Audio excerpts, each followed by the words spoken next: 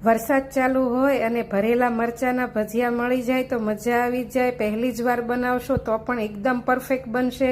Secret tips સાથે બતાવીશ, એકદમ ક્રિસ્પી બનશે। મરચાને પહેલા સારા પાણીએ ધોઈ કોરા કપડાથી લૂંચી વચ્ચેથી કાપા મૂકીને તેમાં બીનો ભાગ ને નસનો ભાગ કાઢી લઈ વચ્ચે લીંબુ અને મીઠાનું પાણીથી બ્રશ કરી લઈશ। મિક્સર ગ્રાઇન્ડરમાં મિક્સ ચવાણું, લસણ, આદુ મરચાં, લાલ મરચું, ધાણા જીરું અને ખાંડ નાખીને કચરું પીસી લઈ તેમાં ઝીણા સમારેલા લીલા ધાણા, લીંબુ નાખીને બરાબર મિક્સ કરીને મરચામાં વચ્ચે ભરી લઈશું।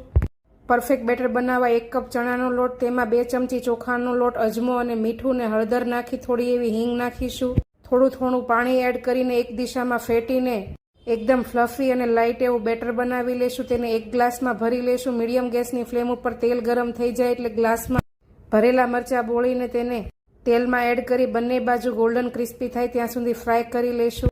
એન્જોય।